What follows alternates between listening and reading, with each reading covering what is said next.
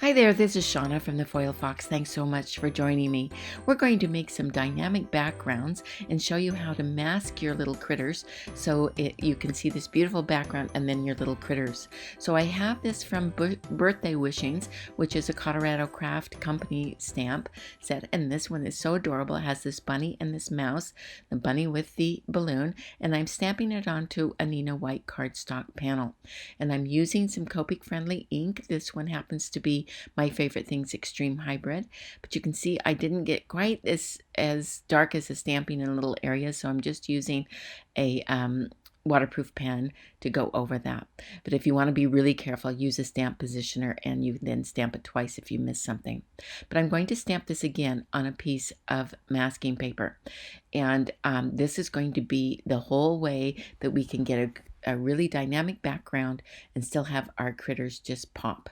So I'm just cutting out the balloon, the mouse, and the bunny, and I am cutting off the strings of the balloon. I don't worry about that. I'm going to cut right on the black border. I don't want any white border showing because that will show on our background. So we want to go right on that black. And then for the bunny and for the little mouse, I'm going to cut around the characters. I'm going to cut right off his whiskers. I'm going to cut off the strings of the balloon. I just want the major body of this little critter. And I'm using some detail scissors. It's easier to use these little small detail scissors to get around these little tight areas than big scissors. So if you have them, I would recommend getting those out, and particularly if they're quite sharp. Most of the time, detail scissors are quite sharp, and it really does allow you to get into little small areas. Now I'm almost done with this little guy. I cut off the mouse off camera, and I'm going to peel off the release paper, and I'm going to cover up. I'm going to be really exacting, cover up the stampings of these little guys. And this is what's going to protect it when we do our background. Now there's also a little tiny piece on the balloon that I'm going to add that I didn't initially, but I will, that little end of the string. I'm going to take another piece of masking paper right now, and I'm going to make a little hillside or a little ground. Now you can use a die if you want for a hillside, or you can go straight across. I like to tear the paper because it gives kind of a rustic, kind of natural, almost grass-like border. And I'm just going to now just place this on and maybe tear a little bit more because I didn't want that high of a hillside. And this tears quite easily. Now you can see one thing I didn't do. I didn't go all the way to the bottom. I didn't think it was going to be a problem. I thought I was going to be very careful. I wasn't. I'd recommend going all the way to the bottom. Now I'm going to use some Distress Oxide inks. They blend really nicely. I'm using a blending brush, and I am using tumbled glass to start out with, and I'm going to go a tiny bit at the top, but I'm going to preserve that mostly white. But I'm going to work my way up this panel to almost the top and getting all the tumbled glass on there. See that little piece I put on there, that end of the balloon, and it doesn't like to stick. The masking paper is low tack so that it doesn't tear your paper when you take it off. So sometimes when you're being kind of rough like I am with blending, you have to hold it down. But as you go, it seems to burnish down a little bit more, but yet comes off really cleanly. So I'm putting this tumbled glass all over the panel, trying to leave the very top, quite white. And I'm just blending that around. Once I get that down the way I think that I want it, I'm going to move on to, this is Broken China. And I'm going to start at the bottom. See that little piece? It's just a stubborn little thing. It wants to keep coming off. So I'm going to have to be real careful going around it, but I want to make sure I do go around it. And I'm using, again, this is Broken China. I'm going to go back with a little bit of tumbled glass just to kind of reinforce that top area with the tumble glass.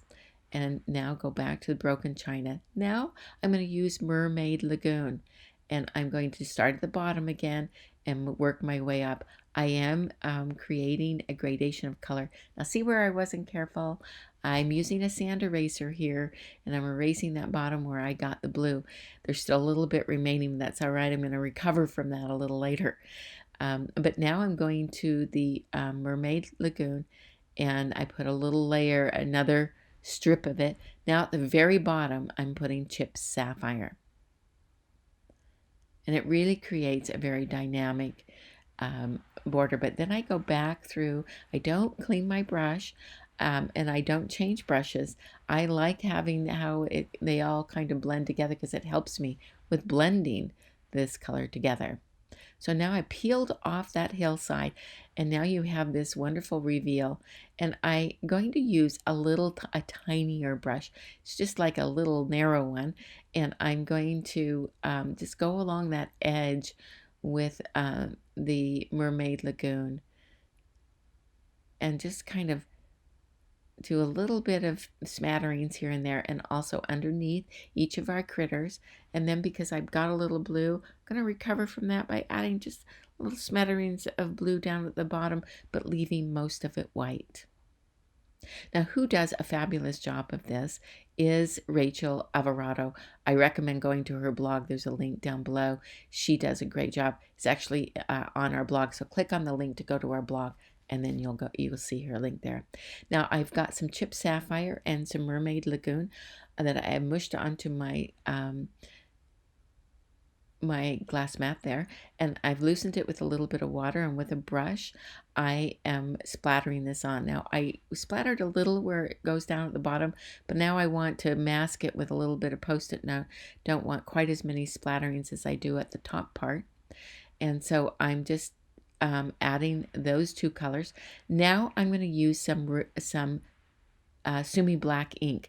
I like to use this. This is great for line drawing and for calligraphy, but I like to use it for this too because it's very black. It doesn't dry back as gray. It just stays really black. And if you use a really tiny brush, it goes on really tiny. Now I'm using some Dr. P.H. Martin Bleed Proof White. This is the same reason why I use this. It stays really white. I'm using a Starbucks stir stick.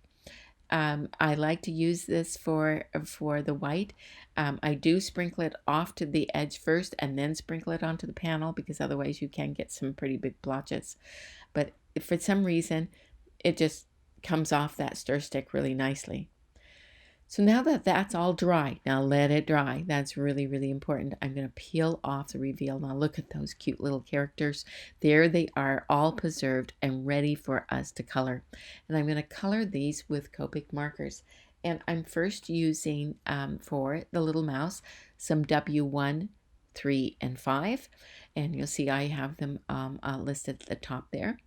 And I always start out with a light color, and then I'll go with a dark, and then I'll go back with some mediums and some lights if I need to. I do leave a little bit of white in areas for highlight. I didn't want to color him all solid. And then for his little cheeks and the little tiny bit in his ear, I used R01. And I'm going to do the same kind of treatment to the bunny. I'm using some different colors here, and you see them listed there. The R00, the not R, E00, that sounds better, E11, E13, E15, and E23. And these are all the browns. So I'm starting with the lighter colors and then working my way to the dark, and then I'll go back and do the lighter and medium colors as well. And then for his cheeks and for his little ear, I'm going to use the R01 again. But I'm just doing this real quick, just to throw a little color on them. I do leave, like I say, some white on them. I like to do that. But you can color them any way you like. You can also use colored pencils if you don't want to use Copic markers. Or you could have used watercolor paper. You could blend on the oxide inks with that as well. So I'm just going to kind of go around these little edges and finish this up. I like to fiddle when it comes to these things. I keep adding little bits here and there, keep going from light to dark, and then I'll go back to my lights. And now I'm going to use my balloon. And the balloon, I'm using some yellows because I really wanted this to pop. And I'm using Y11, Y15, and Y38. And I'm leaving a little bit of a white highlight there as well. Right, I'm using that dark color right around the edges in particular. And just to make the highlight really show up on the balloon, I'll go later on with a white gel pen and just kind of accent it. And then remember that little piece down at the bottom, don't forget that. Now there's lots of sentiments to this stamp set, and I'm using Happy Day. It's just a small one. I'm putting it in my stamp positioner because in case I need to stamp it twice. And I'm just going to stamp this down just so that it doesn't disturb our background, but gives just a really short, cute greeting. Now with that done, I'm going to use a white card base, and I'm going to put, this is a clean and simple card. I'm just going to put it right on top of the white card base with a little bit of double stick tape. Now, for some reason, I know the battery ran out, so you don't see me stick it down, but it did get down on the card base, and you can see it covers the entire card base. So here it is. Isn't it cute? That background just pops. I just love that. And then you can showcase the little critters that are so darn cute. I'm so glad I was here today to share this with you. I hope you enjoyed it too. If you did, please give us a thumbs up. And if you haven't already, we'd be over the moon if you would subscribe. And here you can see we're using birthday wishings, some Distress Oxide inks, and some various Copic markers. But all the details are in the supply list with a link down below. Thanks again for joining me, and we'll see you next time.